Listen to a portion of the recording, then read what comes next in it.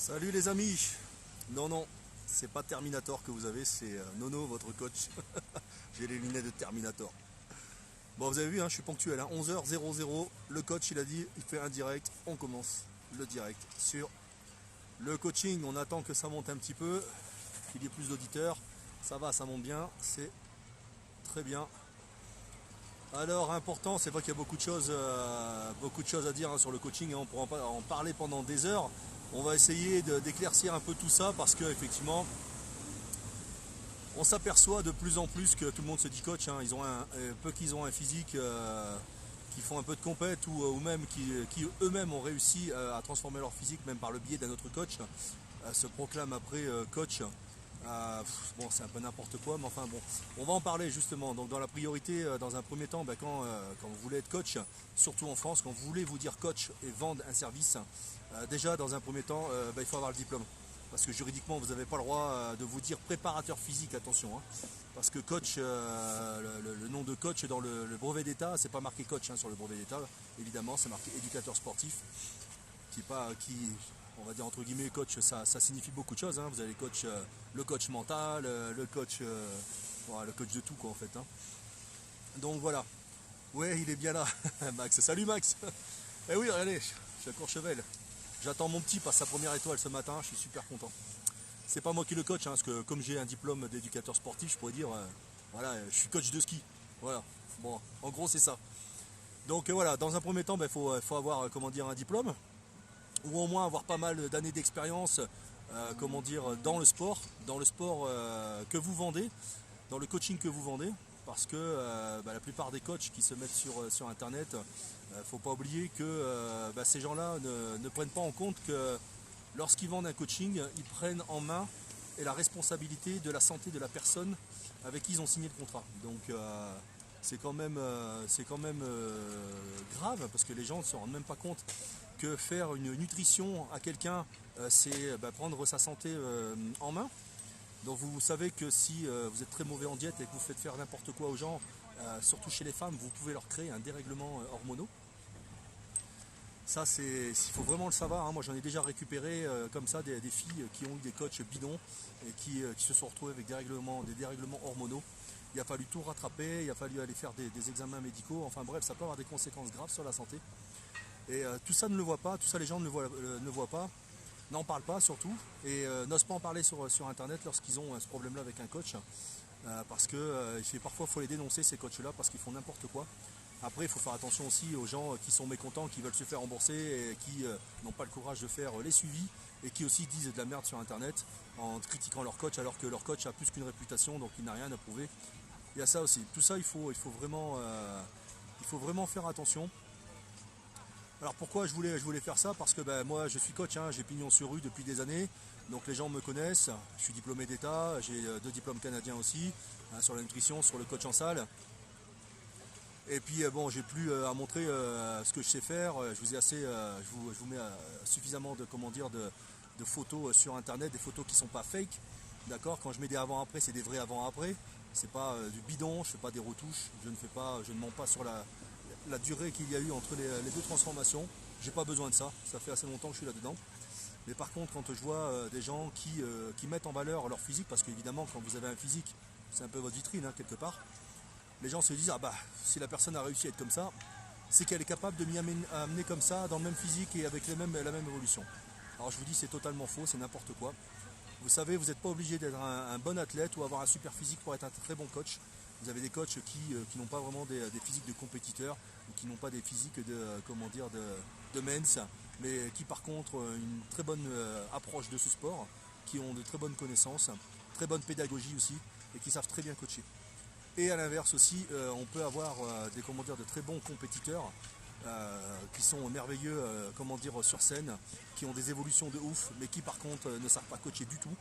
Parce que coacher, c'est pas uniquement dire voilà, je vous fais sur un papier, faut manger du poulet, des brocolis et tout le bordel, et vous allez avoir des résultats, c'est pas du tout ça. Hein. C'est-à-dire c'est comme tout, hein. Je prends toujours l'exemple, vous savez, je prends toujours l'exemple du boulanger. Alors, en étant fils de boulanger, c'est un peu normal. Je prends toujours l'exemple du boulanger parce que le boulanger, tout le monde sait à quoi sert la farine, tout le monde sait comment faire une pâte à pain. Par contre, chaque personne qui va fabriquer son pain va le faire différemment. Donc voilà, c'est la manière de faire qui fait que le résultat au bout sera différent. Donc c'est pas parce que vous connaissez, vous avez plein de connaissances dans la nutrition et dans la méthode d'entraînement que vous êtes forcément un bon coach. Parce que sur vous ça marche peut-être, mais sur les gens que vous suivez, c'est autre chose. Parce qu'il y a tellement de choses à prendre en compte sur la personne en fonction de ses objectifs qu'il faut avoir beaucoup de recul, il faut avoir beaucoup d'expérience, il faut être à l'écoute et ça c'est très important.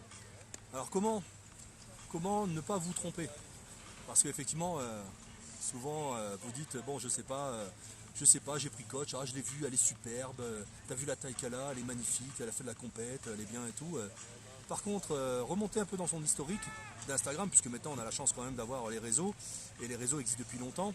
Vous remontez un peu dans son historique, et puis vous voyez un petit peu ce qu'elle a fait sur tous les gens qu'elle a suivis, avec des vraies images, pas des images fake, hein, parce que c'est tellement facile de faire un avant-après et prendre des photos lambda et puis dire que vous l'avez fait. Hein, je vous dis ça parce que je l'ai déjà testé avec quelqu'un. On a fait ça et c'était pour montrer en fait qu'on pouvait coacher sans avoir de notoriété, sans avoir de diplôme. Et effectivement, cette personne-là a eu des demandes derrière. Vous voyez comme quoi c'est complètement bidon, donc on a bien prouvé que vous n'avez pas besoin d'années de coaching pour pouvoir récupérer des clients. Le seul problème, c'est que ces coachs qui font ça, c'est que derrière, vous laissez des traces, vous laissez des dégâts, des gens avec des problèmes. Ces gens-là ont une mauvaise opinion des coachs parce que souvent ce sont la première fois qu'ils prenaient un coach et ils sont très déçus des coachs et après ils font une généralité, évidemment tous les coachs sont bidons, c'est du vol, ils ne savent pas suivre, enfin tout le bordel. Voilà, donc moi je vous conseille vraiment quand vous voulez choisir un coach, dans un premier temps déterminer votre objectif. Parce que vous pouvez prendre un coach, vous n'êtes pas obligé de prendre un coach de compétiteur si vous voulez juste avoir un accompagnement au bord de mer ou des choses comme ça. Après, évidemment, si vous avez un coach qui prépare des gens en compétition, il a beaucoup plus d'expérience. Donc si vraiment vous voulez être en sécurité et avoir des résultats, effectivement, lui, il a la preuve de ce qu'il fait, donc il peut vous y amener. Mais si vous avez juste besoin d'une personne pour vous accompagner et avoir bonne conscience, vous avez des coachs qui sont diplômés, vous avez des bons coachs qui ont, une bonne approche et qui ont une bonne pédagogie avec les gens et qui surtout sont diplômés, donc ont un minimum quand même de formation pour pouvoir vous encadrer. Donc voilà, ça c'est une chose. Deuxième chose, quand vous contactez un coach, vous devez être déjà déterminé dans ce que vous voulez faire. Le coach, c'est pas Dieu, d'accord? Il va pas vous dire demain, ça y est, demain tu veux un corps comme ça, tu as un corps comme ça, d'accord? Sinon, il faut aller à Lourdes, il faut aller faire des prières à Lourdes pour changer son physique au lendemain. Vous savez très bien que ça ne fonctionne pas comme ça, il faut du temps. Il faut aussi y mettre du vôtre, surtout c'est important, vraiment j'insiste là-dessus, parce que beaucoup de gens pensent en prenant un coach que le coach va résoudre tous les problèmes de la vie. Non, le coach il est juste là pour vous donner un suivi, pour vous encadrer, pour vous dire comment il faut faire pour maigrir ou grossir ou transformer votre physique, pour vous donner des plans, donc des directives qu'il faudra suivre à la lettre, mais il ne pourra pas en aucun cas être à votre place chez vous, dans votre tête, à vous dire tous les jours, toutes les minutes, tu ne dois pas craquer, tu dois continuer, tu dois aller jusqu'au bout. Vous êtes les seuls à maîtriser en fait votre vie. Vous êtes les seuls à prendre vos engagements. Donc si vous engagez avec un coach, respectez ce qu'il vous dit de faire. C'est que si vous l'avez engagé, c'est que vous avez confiance en lui. Voilà. L'âge du coach est aussi important, évidemment. Un coach qui a 20 ans et qui vous dit voilà, je suis le meilleur des coachs du monde.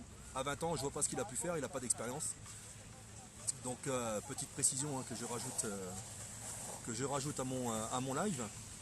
Alors c'est vrai que parfois je suis un peu en colère de voir toutes ces conneries sur internet, de tous ces coachs lambda non diplômés qui font n'importe quoi. Après je ne dis pas que le diplôme justifie la qualité d'un coach, hein. Il y a des gens qui ont des diplômes. Moi je vois par exemple, il y a des gens qui sont diplômés parce que vous savez que en fait pour travailler, pour faire coach, coach hein, tout simplement, ou préparateur physique, vous pouvez avoir n'importe quel diplôme, vous pouvez avoir un diplôme de foot, du moment c'est un brevet d'état. Après vous pouvez enseigner ce que vous voulez. Alors ça c'est aussi débile, parce que moi j'ai vu dans des salles de remise en forme des coachs qui sont arrivés là pour coacher des gens, alors qu'ils n'avaient même pas le coach de remise en forme, enfin le brevet d'état de la remise en forme. Ils avaient un brevet d'état de voile, de foot, je ne sais quoi, et ils encadrent les gens, ils leur font des plans diététiques, ils leur font des plans d'entraînement pour maigrir, pour s'il vous plaît messieurs, restez à votre place, ou mesdames, formez-vous, repasser un brevet d'état où il faut plus vous instruire en fait sur le truc parce qu'on voit le travail qui est fait en salle. c'est du n'importe quoi, C'est comme si moi demain, voilà, j'ai un brevet d'État, hein, je peux aller dans un club de foot et puis, allez voilà, je suis l'entraîneur de foot. Ah, putain, je te raconte pas les dégâts, hein. Moi, je suis pas entraîneur de foot. Par contre, je peux préparer un footballeur, pour qu'il soit plus performant. Parce que là, c'est ma partie. Voilà, il faut que chacun reste à sa place. Hein, c'est un peu comme dans certains métiers, les kinés qui par exemple font de l'ostéopathie et qui n'ont pas de diplôme d'ostéopathie ou qui critiquent les ostéos et l'inverse. Bon, chacun à sa place. Dans la vie, il faut rester à sa place. On sait faire quelque chose, il faut le faire à 100%. Moi, je suis préparateur physique. Je sais très bien préparer un physique, quel que soit l'objectif, que ce soit prendre du poids, maigrir, compétition, pas de compétition, améliorer une performance physique pour un autre sport, pas forcément dans la remise en forme. Parce que moi, je suis catalogué là-dedans. Étant donné que je suis sportif de haut niveau et que je suis là-dedans depuis maintenant 30 ans. Donc c'est normal. Après, j'ai pas fait que ça, donc je sais faire autre chose. Mais je reste là-dedans. Je ne vais pas aller m'initier, enfin aller me mettre dans un sport qui n'est pas le mien, et puis me dire voilà, je sais tout faire. Voilà, c'est important. Donc réfléchissez bien quand vous faites la démarche pour aller voir un coach. Surtout, vérifiez bien, il faut bien vérifier, pardon, déjà l'âge du coach. Hein. S'il est jeune, vous savez qu'il n'a pas beaucoup d'expérience. Regardez dans son historique Instagram, Facebook, savoir qui il est, la réputation qu'il a. Alors la réputation, c'est comme TripAdvisor, hein, c'est-à-dire que il faut prendre 10 commentaires. Si vous en avez 8 qui sont bons, c'est que le coach il est bon. Si par contre vous en avez qu'un qui est pourri et que vous dites ouais mais vous avez vu il a dit ça, vous savez parfois il y a des gens qui mettent des commentaires pourris parce qu'ils n'ont pas eu le courage d'aller jusqu'au bout de leur coaching, ils sont déçus, donc plutôt d'assumer leur échec personnel, ils préfèrent casser en fait le coach et dire qu'il est mauvais. Voilà. Après un coach, c'est quoi? C'est pas une nounou. Hein, d'accord, ça il faut aussi bien déterminer là-dessus. Le coach il n'est pas là pour savoir si le matin, si la nuit vous avez bien dormi, si vous avez pris votre café, si dans votre vie ça va bien avec votre chérie ou dans votre vie privée. Voilà, le coach il n'est pas là pour ça, d'accord. Il est là pour vous suivre, vous donner des directives au niveau de la nutrition, au niveau de l'entraînement. Hein, je parle toujours pour la remise en forme. D'accord, donc quand vous contactez un coach, il n'est pas là pour être là au quotidien 24 heures sur 24 pour vous. D'accord, c'est possible, vous pouvez avoir un coach comme ça. Par contre, il faut mettre le prix. Voilà, parce que tout a un prix. Quand vous faites du coaching à distance aussi, petite précision sur le coaching à distance. Comme son nom l'indique, hein, coaching à distance. Donc c'est-à-dire que la personne, vous ne la voyez pas. Ou alors vous avez un petit rendez-vous. Moi par contre, parfois je le fais quand les personnes habitent à côté de chez moi. Donc on se voit. Et après là, je fais un programme alimentaire, un programme d'entraînement que vous devez suivre à la salle, que vous devez suivre chez vous. Mais en aucun cas, je suis là pour vous faire un cours en salle et vous aider à vous entraîner, parce que là c'est du coaching personnalisé. Donc là vous payez la séance, et la séance souvent c'est entre 50 et 70 euros de l'heure. Donc forcément c'est plus le même tarif parce qu'il y a une présence physique. Voilà, il faut bien partir aussi là-dessus, parce que j'en vois venir faire du coaching à distance et ils ne comprennent pas qu'on n'est pas derrière à la salle pour les suivre. Ben non, c'est à distance, c'est bien écrit à distance. Donc dans ce cas-là, il faut prendre le dictionnaire et regarder ce que ça veut dire à distance. Voilà, voilà. Je pense que j'ai tout dit, vous n'avez pas de questions. Hein, voilà. Attendez, je relis un petit peu ce qui a été écrit. Tac, tac, et déterminé. Ouais, je suis un super coach. Merci Peggy. Puis n'hésitez pas aussi à mériter le travail de votre coach, hein, parce que ça nous fait de la pub aussi, hein, et ça rassure surtout les gens qui n'osent pas encore faire le premier pas pour prendre un coach, parce qu'on a toujours le doute, hein, surtout sur le coaching à distance. C'est vrai que les gens ont une peur là-dessus, et je le comprends très bien, parce qu'il y a tellement de faux coachs. N'hésitez pas, mes amis, tous ceux que je suis, à faire des commentaires sur internet, de faire des petits petits lives ou des petites publications pour dire le travail que vous faites avec moi, ce qui vous convient le plus dans ma façon de travailler. C'est important, ça donne des repères aux gens, et nous ça nous fait travailler aussi évidemment, hein, donc c'est un petit retour des choses. Donc voilà, n'hésitez pas à faire tout ça, je compte sur vous. Et puis si vous avez des questions, n'hésitez pas à me contacter directement sur mon site, sur www.plaisantcoaching.fr. Vous avez toutes les informations en vidéo, donc dans la partie coaching pour les gens qui ne font pas de compétition. Donc vous avez une vidéo de présentation, et dans la partie Team Plaisant, vous avez également une vidéo qui vous permet qui vous décrit, en fait la vidéo elle vous décrit le travail fait dans ma team, et exactement ce que vous avez, le composant de ma team et tout ce que vous pouvez faire avec nous. Voilà, écoutez, hein, j'espère que je vous ai donné assez d'informations. Donc attention aux coachs fake. parce que ça peut être dangereux pour votre santé sur le long terme et ils peuvent vous faire n'importe quoi. Ne regardez pas aussi le tarif, hein, c'est pour prendre un coach à 30 balles et finalement faire n'importe quoi, vous perdez de l'argent. Donc prenez quelqu'un de compétent. Bien sûr, les compétences ont un prix. Voilà, voilà. Allez, je vous dis à bientôt, je vous souhaite une bonne journée. Moi j'attends mon petit qui j'espère a eu sa première étoile. 5 ans quand même, c'est pas mal la première étoile. Je suis fier de lui. Allez, ciao ciao.